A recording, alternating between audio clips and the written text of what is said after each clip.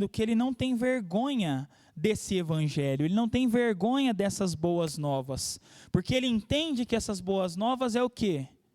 É o poder, pode repetir, é o poder de Deus em ação para salvar todos os que creem.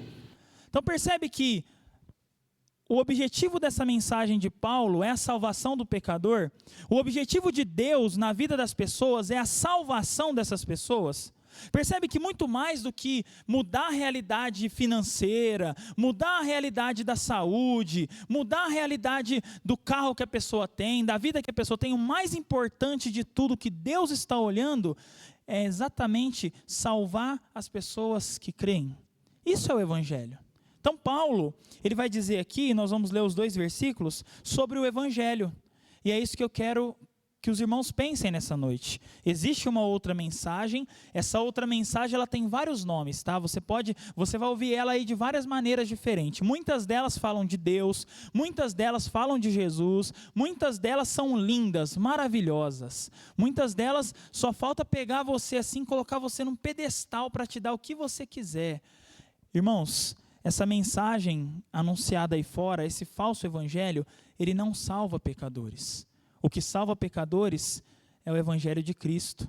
O evangelho de Cristo, as boas novas a respeito de Cristo. Esse evangelho é o que salva pecadores.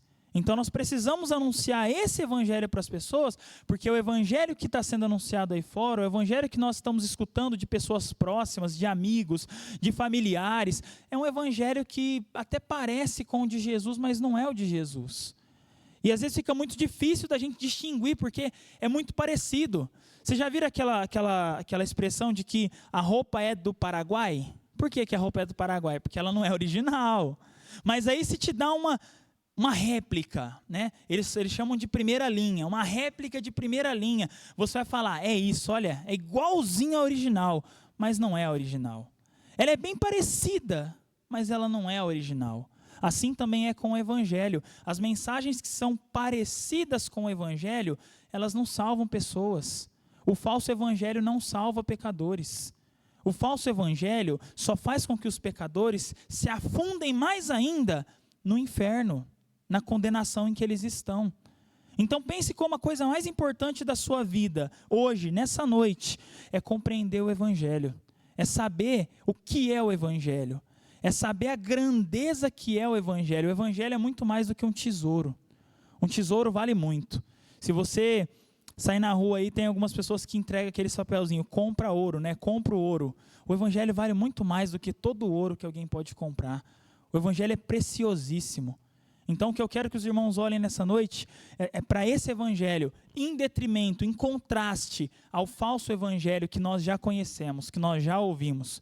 Creio que todo mundo aqui já ouviu, em algum momento, alguma mensagem relacionada a Jesus, relacionada a Deus, relacionada às bênçãos, já ouviu. Às vezes tem pessoas próximas a nós que a pessoa praticamente blasfema contra Deus o dia inteiro. Mas chega no momento, ela vem falar de bênçãos, ela vem falar de Jesus, ela vem falar disso e daquilo. Irmãos, isso está mais presente no nosso meio, nas nossas vidas, do que nós pensamos. Então nós precisamos olhar para esse evangelho. Esse é o evangelho que nós vamos conhecer. E isso é tão verdade que eu quero trazer para os irmãos alguns dados, algumas informações, que eu até falei na EBD que eu traria, com relação ao nosso país, tá? Preste bem atenção nas informações que eu trarei aqui, ó. Segundo a pesquisa realizada pelo censo aqui de evangélicos, católicos, espíritas no Brasil, segundo essa pesquisa, entre 2000 e 2010, o total de evangélicos no Brasil subiu de 26,2 milhões para 42,3 milhões em 2010. A proporção dos evangélicos em relação à população do país avançou de 15,5% para 22,2%. Em 1991, os evangélicos representavam apenas 9% da população. Olha só, 9% em 1991. Em 2010, 42,3 milhões de pessoas. Pelos critérios da pesquisa, os evangélicos reúnem religiosos de missão pentecostal, tradicional e outras correntes não denominacionais. A pesquisa mostrou ainda que de 2000 a 2010, a população brasileira subiu de 169 milhões de habitantes para aproximadamente 190,7 milhões de pessoas. O número de católicos, no entanto, encolheu nesses 10 anos, de 73,6% dos brasileiros para 64,6%. Sabe o que está acontecendo? Sabe o que vem acontecendo já há alguns anos? As pessoas que se diziam católicas não praticantes, elas agora mudam de religião e se tornam evangélicas. Muitas delas, e hoje em dia isso existe nos Estados Unidos com maior número, mas hoje em dia existe, sabe o quê? O evangélico não praticante. Você é evangélico? Sou, mas eu não vou em igreja nenhuma. Você é evangélico? Sou. Você participa de alguma igreja, alguma religião? Não, eu só me considero evangélico, de casa mesmo, no meu sofá. Eu me considero evangélico ficando em casa. No censo de 1991, os católicos chegaram a representar 83% da população, ou seja, os católicos quase que foi a maioria no Brasil, quase que chegou a 90% da população brasileira. Em números absolutos, a queda no número de católicos foi pequena, 1,7 milhão. Mas como houve um aumento populacional, a proporção de católicos encolheu no Brasil em 10 anos.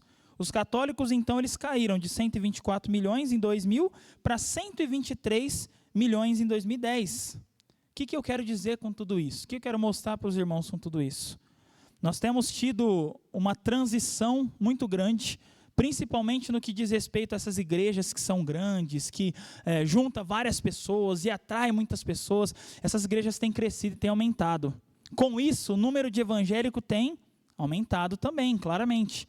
E essas pessoas que antes eram católicas, eu não sei quantos aqui, além daqueles que não nasceram em um lar cristão, todos vocês aqui se declaravam desde criança como católicos. Por quê? Porque eu nasci num lar católico, meu pai era católico, minha mãe era católica, e todo mundo era católico, então eu também era católico.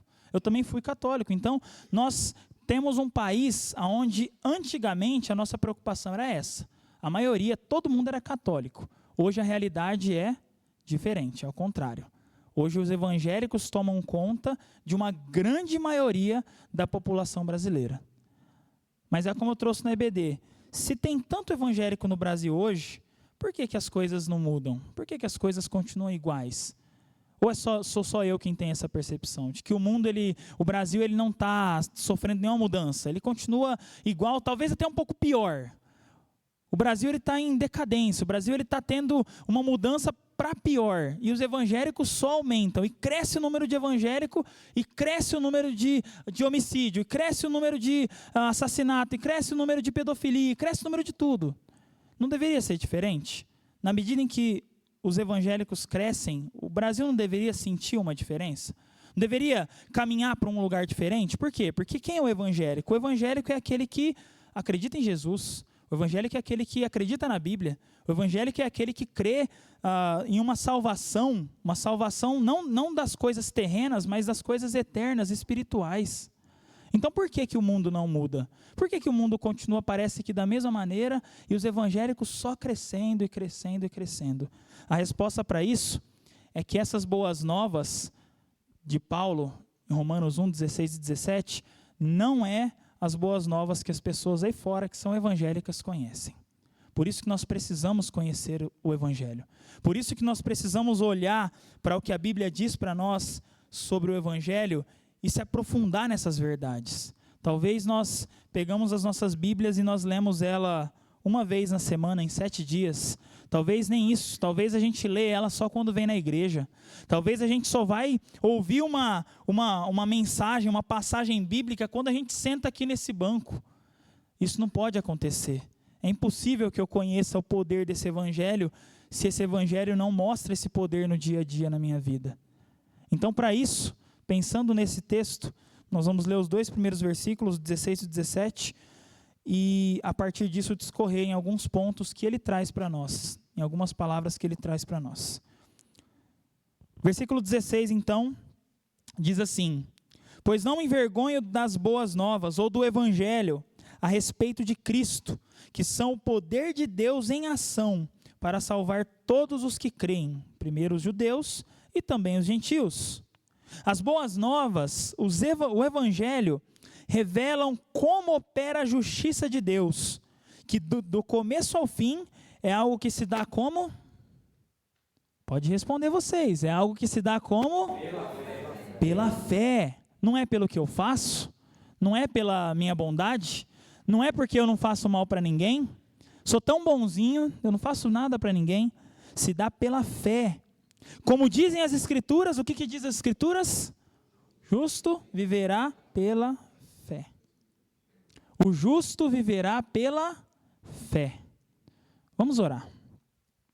Senhor, pedimos que nesse momento o Senhor fale conosco, que a sua palavra, assim como todos os dias, todas as vezes em que nós ouvimos, que ela confronte o nosso coração, que ela traga para nós os desafios, as necessidades, aquilo que nós precisamos receber do Senhor.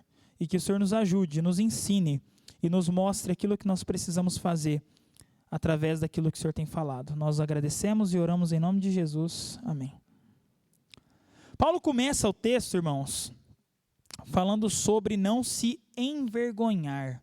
Mas por que você teria vergonha do Evangelho? Será que você enxerga no Evangelho alguma coisa que faz com que você tenha vergonha dele? Eu teria vergonha talvez de torcer para o Flamengo. Eu teria vergonha talvez de torcer para o Cruzeiro. Eu teria vergonha talvez de qualquer outra coisa. Agora eu olho para o Evangelho e Paulo vai dizer, eu não me envergonho do Evangelho. Então nesse primeiro aspecto, o que eu quero que os irmãos pensem? Sobre o porquê. Por que Paulo está dizendo isso? Por que Paulo está dizendo que ele não sente vergonha do Evangelho? O que é ter vergonha?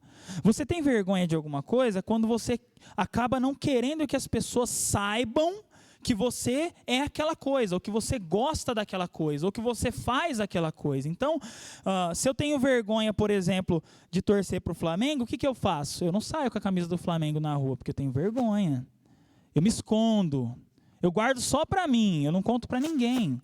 Então, quando eu tenho vergonha de algo, eu automaticamente escondo esse algo das pessoas. Eu não quero que as pessoas saibam que eu acredito nisso, que eu gosto daquilo. Eu não quero, eu tenho vergonha. Eu me sinto alguém bem receoso de mostrar para as pessoas. E aqui eu quero trazer alguns dos motivos do porquê alguém teria vergonha do Evangelho. Alguém teria vergonha do Evangelho porque se você disser que você é evangélico, ou se você disser que você é cristão, em alguns contextos, as pessoas vão perguntar se você pode fazer alguma coisa. Sabe por quê? Porque o crente não pode fazer nada, não é isso? Tem um vídeo que roda na internet aí de um senhor falando assim, agora eu arrumei esse negócio de ser crente aí, só que o crente não pode fazer nada, não pode fazer isso, não pode fazer aquilo, não pode fazer aquilo outro, não pode fazer aquilo outro, eu não posso fazer nada. Ô coisa difícil esse negócio de ser crente, que você não pode fazer nada. E não é assim, porque essa é uma má compreensão do que é ser cristão, do que é crer no Evangelho.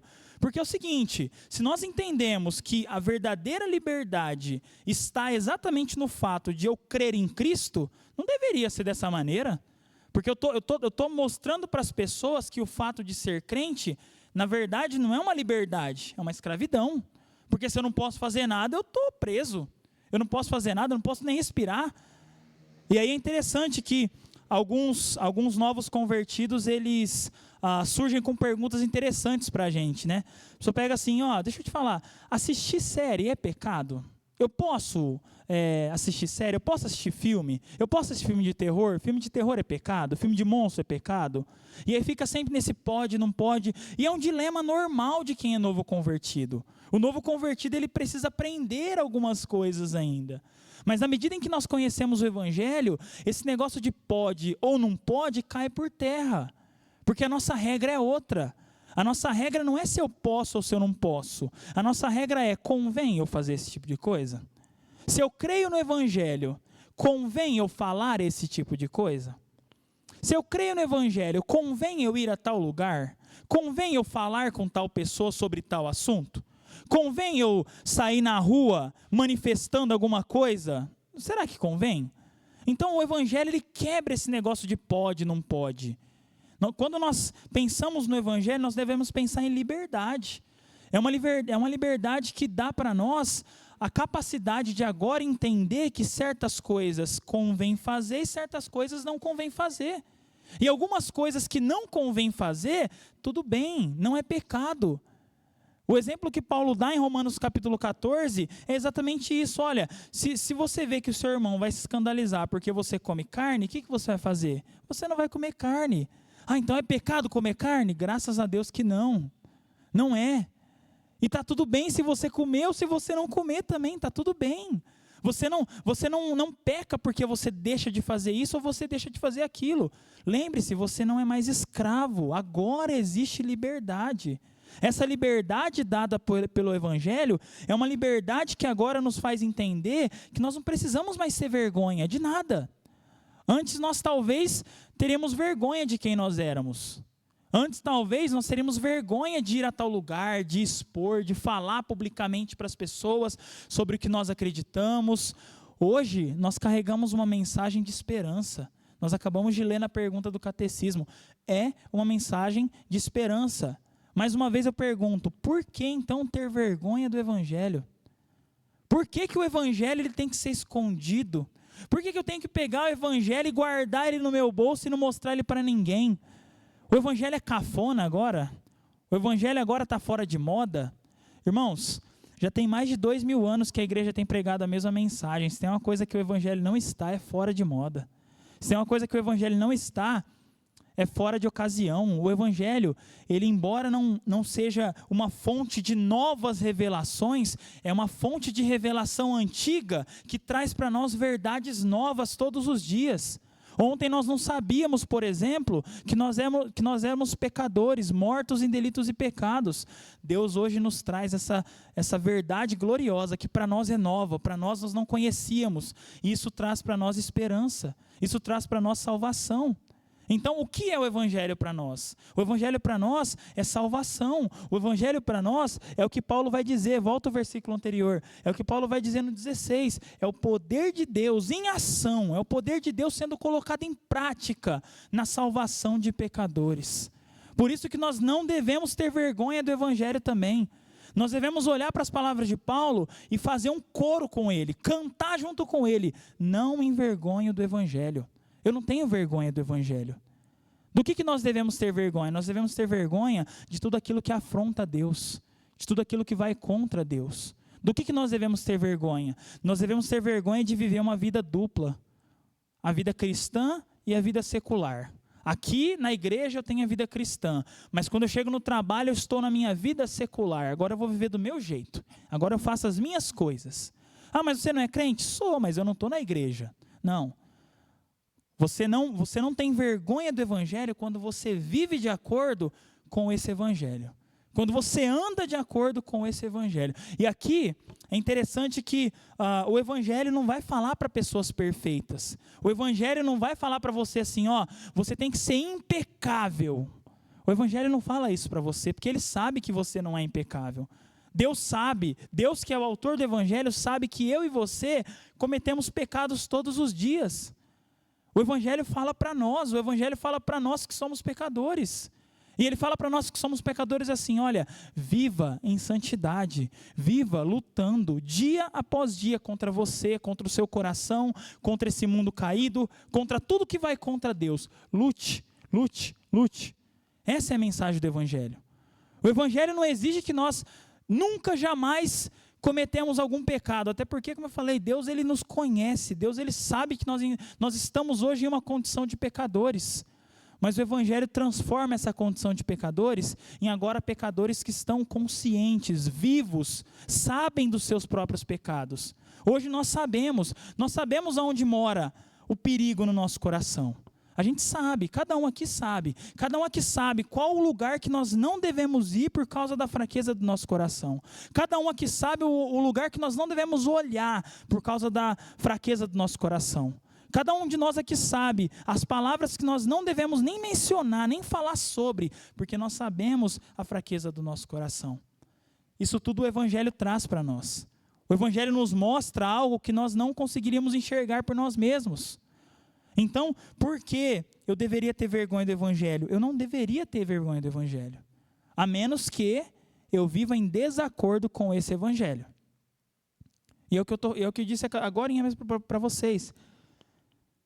nós não estamos nos colocando aqui como pessoas melhores.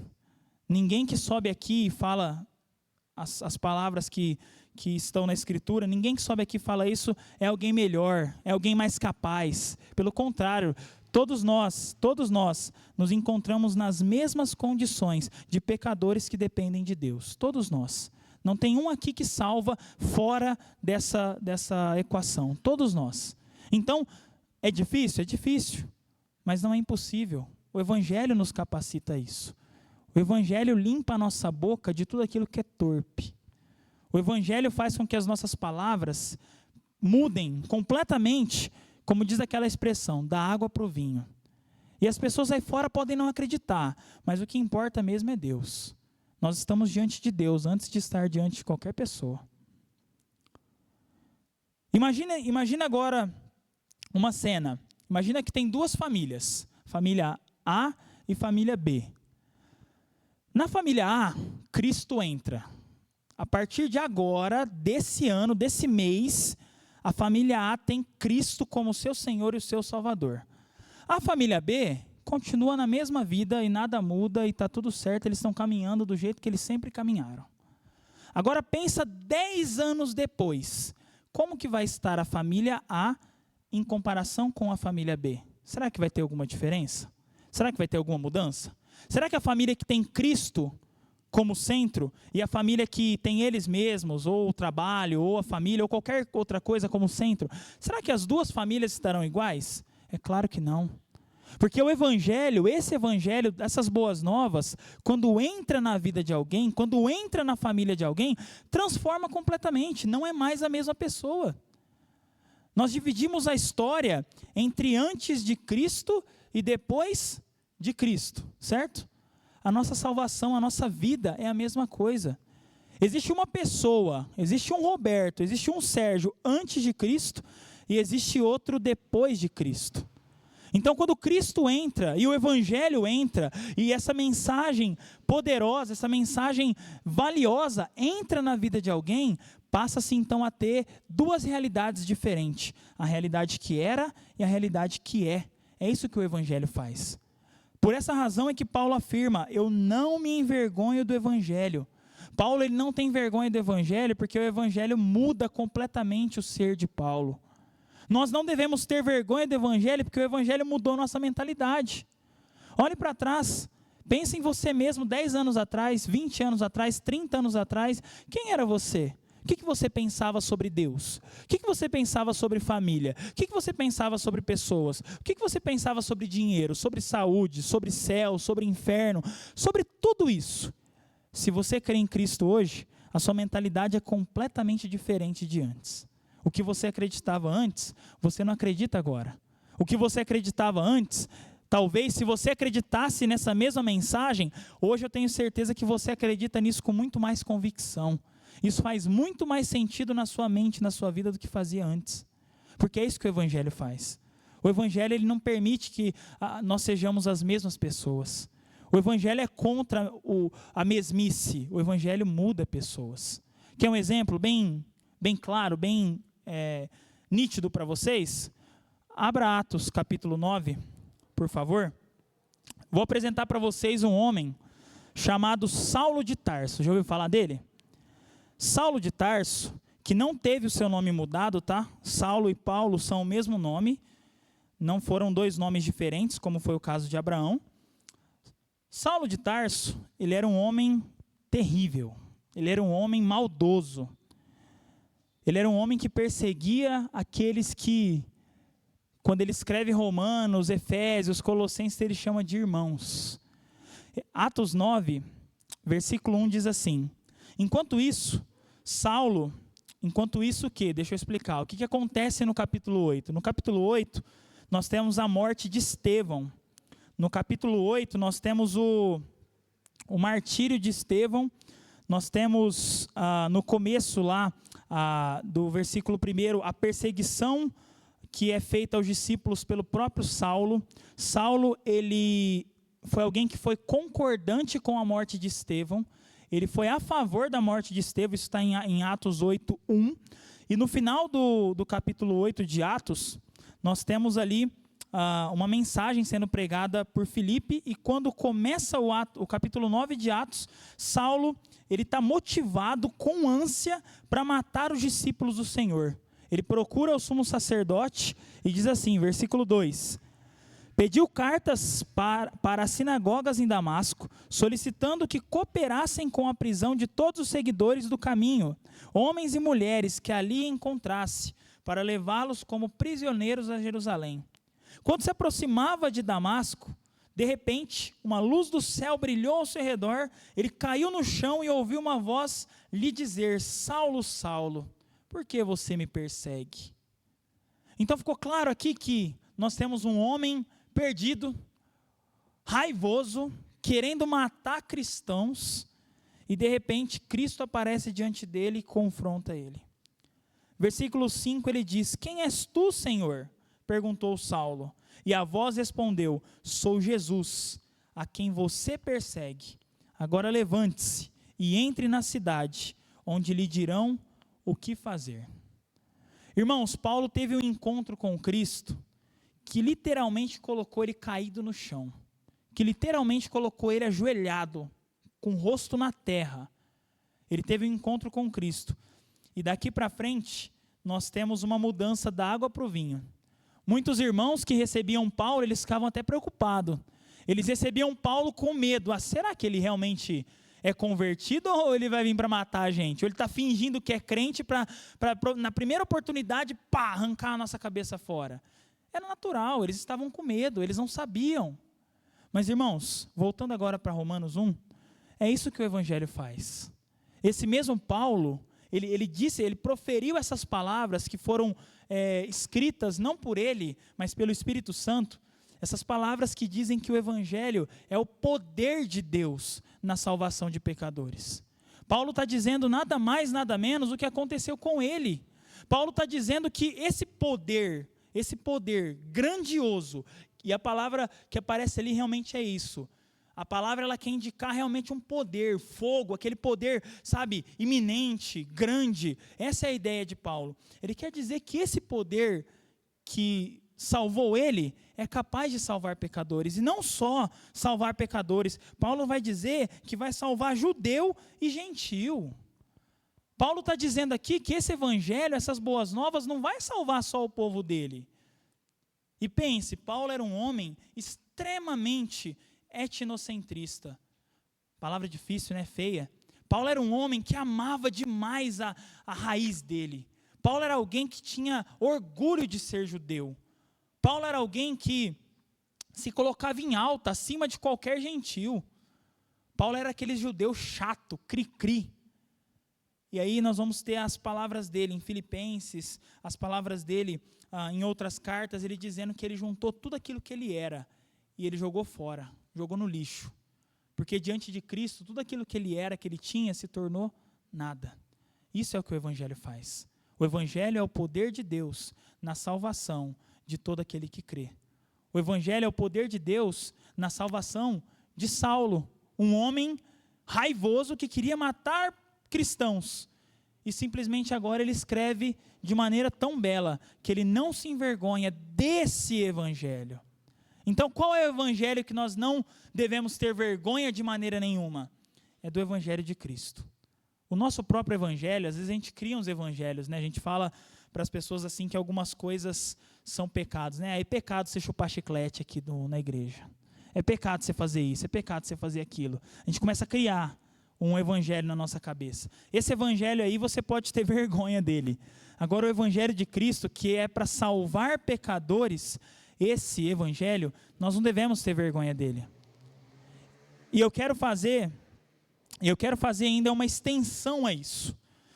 Matthew Henry, que é um escritor, um teólogo da história da igreja, ele diz assim: considero cristão de fato aquele que não se envergonha do evangelho e nem é uma vergonha para o evangelho.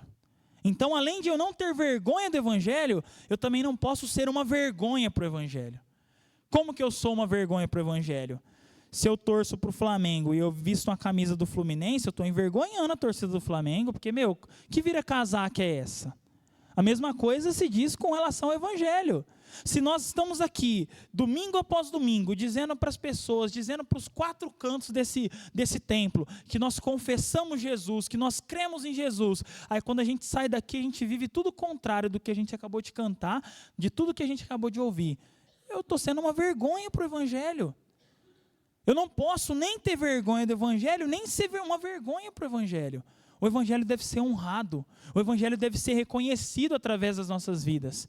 É claro que ele vai ser reconhecido de uma maneira meio torta, porque a gente é pecador, a gente não consegue apresentar de maneira fiel aquilo que o Evangelho apresenta, mas dentro da nossa limitação, nós temos capacidade dada por Deus, para que as pessoas conheçam o Evangelho.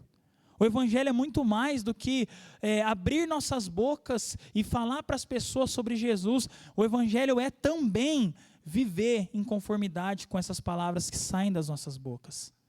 Tem uma frase que dizem por aí assim, né? Pregue o Evangelho, se necessário, use palavras. Essa frase está errada.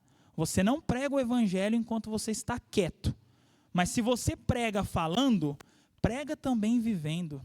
Então, o ideal seria, pregue o Evangelho com a sua vida, sendo alguém honesto, sendo alguém exemplar, sendo alguém que dá exemplo para outras pessoas, fazendo aquilo que é correto, que é bom, mas, se necessário, prega o Evangelho, e prega o Evangelho com alto-falante, se for preciso. Pega o megafone assim e fala no Evangelho, mas você tem que viver e você tem que falar. Nós temos que andar de acordo com aquilo que nós professamos. Paulo, esse Paulo de Romanos, é diferente daquele Paulo que estava perseguindo. Esse Paulo que escreveu a carta aos Romanos aqui, eu vou mostrar para vocês, vai em 1 Timóteo, capítulo 1. 1 Timóteo, capítulo 1, versículo 12. Olha só o que esse Paulo diz. Agradeço àquele que me deu forças, Cristo Jesus nosso Senhor, que me considerou digno de confiança e me designou para servi-lo. Embora eu fosse, o que ele era? Blasfemo, o que mais? Ô bicho ruim, era um miserável, não era? Nós também éramos, nós não éramos diferente dele. A nossa situação, a nossa diferença talvez é que a gente não fazia tudo que Paulo fazia externamente, mas no nosso coração nós éramos tão ruins quanto Paulo. Mas olha só, contudo, recebi misericórdia, porque agia por ignorância e incredulidade. O Senhor fez sua graça transbordar e me encheu de fé e do amor que vem de Cristo Jesus. E aí depois de ele falar tudo isso, ele diz assim: essa é uma afirmação digna da confiança e todos devem aceitá-la. Cristo Jesus veio ao mundo para salvar os pecadores. E eu acho que ele está errado aí, porque ele não é o pior de todos. Eu sou o pior de todos. Nós nos consideramos pior do que Paulo, porque a nossa condição realmente diante de Deus é uma condição que só por Jesus mesmo, só pela graça, para que nós estejamos diante dele. Mas, olha o versículo 16, foi por isso que eu, o pior dos pecadores, recebi misericórdia, para que assim Cristo Jesus mostrasse quanto é paciente. Desse modo, sirvo de exemplo a todos que vierem a crer nele para a vida eterna. E aí ele explode no versículo 17, honra e glória a Deus para todo sempre, Ele é o Rei eterno, invisível e imortal, Ele é o único Deus, amém. Olha a compreensão de Paulo, esse mesmo Paulo que vai dizer que o Evangelho é o poder de Deus na vida, na salvação de pecadores, ele diz assim que ele é o pior dos pecadores, ele diz assim que ele era blasfemo, violento, ele era alguém ruim, perseguidor, ele era um miserável, mas ele fala assim, olha, isso tudo aconteceu para que eu, que sou o pior dos pecadores, fosse servir de exemplo. Então, o quão ruim, olha só a pergunta, o quão ruim um pecador deve ser, para nós entendermos que Deus é capaz de salvá-lo? Não importa, qualquer pecador, Deus salva pecadores. Esse é o nosso evangelho, essa é a nossa mensagem, essa é a verdade que nós carregamos. Talvez nós olhamos para as pessoas que estão ao nosso redor e a gente fica meio assim, essa pessoa é muito dura, essa pessoa ela não quer, essa pessoa... Isso independe. Paulo também não queria. Paulo não só não queria, como ele odiava aqueles que seguiam a Jesus. Paulo não só não queria o evangelho, como ele perseguia aqueles que queriam. E o evangelho chegou até ele. E Deus agiu de maneira soberana na vida dele, assim como Deus agiu de maneira soberana sobre as nossas vidas. É isso que o evangelho faz. Esse é o evangelho de Paulo, que ele não tem vergonha. Diante disso tudo, a gente tem motivo para ter vergonha do evangelho? De jeito nenhum, que isso. Pelo contrário. Agora, só nos resta não ser uma vergonha para o evangelho. Agora só nos resta não nos amoldarmos aos padrões deste mundo. Quem que falou isso? Esse mesmo Paulo. Agora só nos resta não andar do jeito que o mundo anda, não fazer as mesmas coisas que o mundo faz, não falar as mesmas coisas que o mundo fala, porque senão nós seremos uma vergonha para o evangelho. Nós não temos vergonha do evangelho, mas nós não podemos ser uma vergonha para o evangelho. Nós não podemos fazer com que as pessoas olhem para as nossas vidas e ainda coloquem em xeque o poder desse evangelho. Nós não podemos fazer com que as pessoas olhem para nós e falem, se for para ser crente desse jeito, eu não quero não. Que isso? O evangelho, ele é o poder de Deus na salvação de todos os que creem. Ele é o poder de Deus na nossa salvação. Nós não podemos ter vergonha desse evangelho. No versículo 17, Paulo vai dizer que esse evangelho, ele revela como opera a justiça de Deus. O que isso quer dizer para nós? Nós estamos no mês de outubro. No dia 31 de outubro deste ano, nós completaremos aí mais um ano de quando lá atrás a reforma protestante aconteceu. Martinho Lutero, imagino que todos conheçam Martinho Lutero, já tenham ouvido falar de Lutero. Martinho Lutero era alguém que sofria muito com relação à justiça de Deus. Martinho Lutero era alguém que olhava para a justiça de Deus e tinha medo. Sabe por quê? Lutero ele tinha em si um pensamento bem humanista antes de ser convertido. Lutero ele achava que a salvação era realmente uma cooperação, Deus fazendo uma coisa e ele fazendo outra. Ele achava isso, Martinho Lutero. E aí, quando ele leu no Evangelho que Deus é justo, ele ficou com medo. Sabe por quê? O que Deus faz? Se Deus é justo e Lutero é pecador, o que um Deus justo faz com o pecador? Qual que é a punição do pecador? O salário do pecado é o quê? Então, se Deus é justo e eu sou o pecador, o que Deus vai fazer comigo? Ele vai me mandar para o inferno, ele vai me matar, porque é o que eu mereço, é a minha recompensa pelo meu pecado. Aí Lutero, quando ele entendeu, a partir desse texto, que a justiça de Deus, para nós que somos salvos, ela opera diferente do que para quem não é salvo, aquilo tudo caiu. Ele simplesmente se desarmou, ele fez como Paulo, é como se ele estivesse no chão, em terra, diante de Deus, ele entendeu.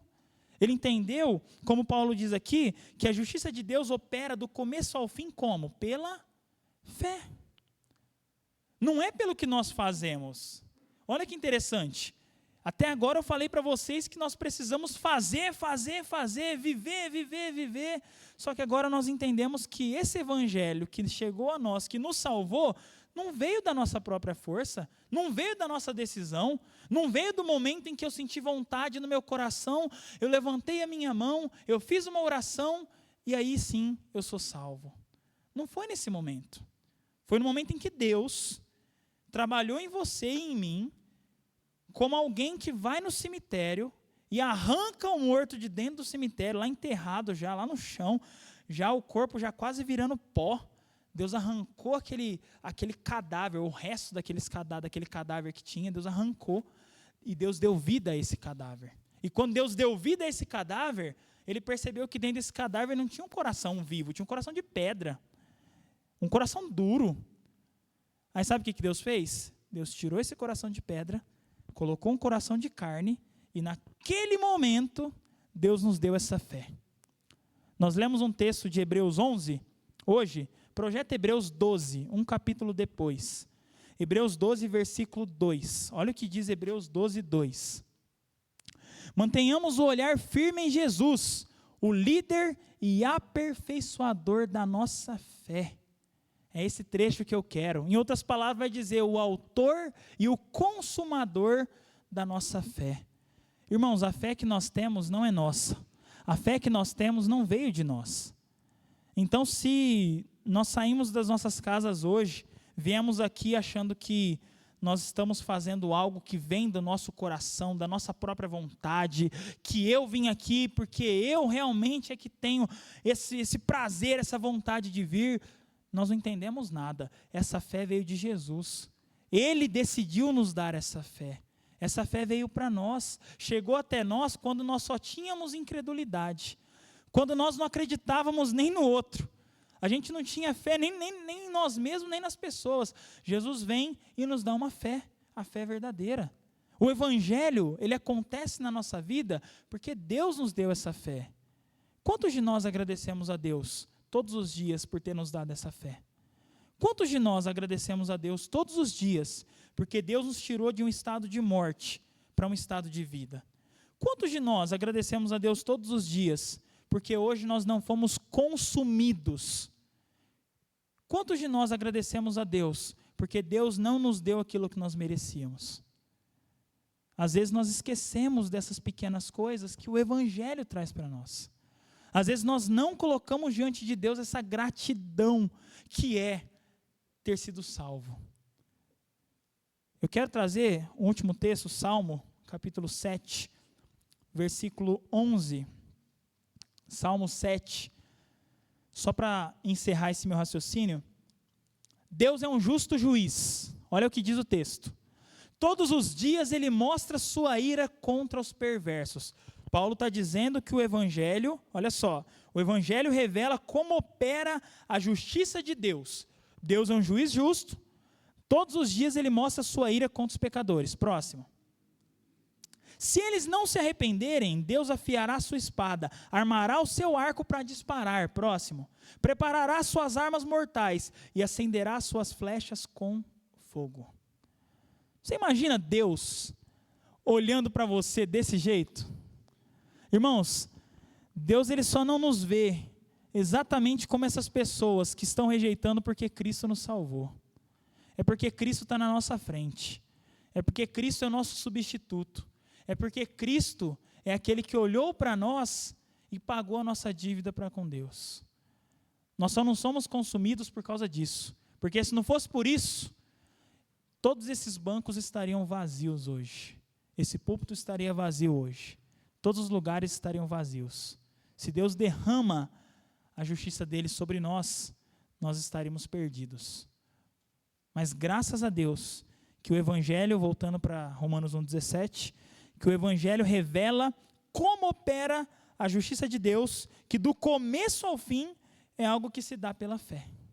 Ou seja, quando nós somos salvos porque Deus nos deu a fé. Hoje nós somos salvos porque Deus nos deu fé hoje. Amanhã nós vamos continuar sendo salvos porque Deus vai continuar fazendo com que essa fé seja aperfeiçoada em nós. É isso que diz Hebreus 12, 2. Jesus é o autor e o consumador, o líder e o aperfeiçoador da nossa fé. A nossa salvação está garantida porque Deus garante a nossa salvação.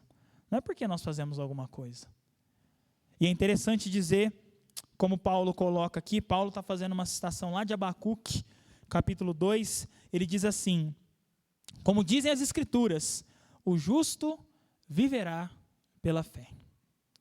Em outras palavras, a vida de quem crê em Jesus, a vida de quem agora foi declarado justo, porque o ser justo, um parêntese aqui, o ser justo não é um título que nós nos damos. Alguém aqui tem coragem de dizer que diante de Deus se tornou justo? Eu não teria essa coragem. Eu não tenho essa coragem. Diante de Deus nós somos declarados justos. Sabe por quê? Porque alguém que era justo de verdade, morreu no nosso lugar, pagou a nossa pena, sofreu a nossa morte, morreu a nossa morte, e automaticamente, por causa disso, nós somos declarados justos. Nós tínhamos uma dívida com Deus. Essa dívida era impagável. Se juntar o dinheiro de todo mundo, abrir a conta de todo mundo aqui, pode fazer o Pix à vontade, não pagaria a dívida que nós tínhamos diante de Deus. Não pagaria, impossível. Jesus vem e paga essa dívida. E diante de Deus, nós não devemos mais R$1. Nós somos agora declarados justos. Essa doutrina, a doutrina da justificação, é uma doutrina que tem que ficar muito bem esclarecida na nossa mente. Nós precisamos entender quem nós éramos e o que Jesus fez por nós. Por que a gente não tem que ficar... E Lutero ficava muito. Lutero, antes da conversão dele, ele ficava se chicotando, se batendo, se autoflagelando. Por quê? Porque ele achava que fazer isso ia fazer com que Deus o perdoasse de alguns pecados. Tem histórias que contam que Lutero ele foi até o confessionário para poder se confessar com o padre, pediu perdão pelos pecados, saiu. Na hora que ele estava saindo, ele pensou no pecado, voltou, foi se confessar de novo. Aí ele saiu, pensou no pecado de novo e ficou nessa, o dia inteiro. Tinham dias em que Lutero foi encontrado desmaiado no quarto dele, de tanto se bater, porque ele achava que fazendo isso ele ia conseguir o perdão de Deus. Agora você imagina, um homem como esse, entender que não depende daquilo que ele está fazendo. Não é as mãos dele que vai salvar ele, é as mãos de Jesus cravada na cruz. Não são as mãos dele que vai fazer com que Deus perdoe os pecados dele. É o que Cristo fez. Então entender que Cristo morreu no nosso lugar, sofreu aquilo que nós merecíamos sofrer, pagou a pena que nós deveríamos pagar. Entender tudo isso faz com que hoje eu consiga viver com muita alegria. Não tem por que eu me desesperar, não tem por que eu ficar preocupado, não tem por que eu ficar sofrendo, me lamentando pelos cantos. Cristo morreu no meu lugar, Cristo pagou a minha dívida.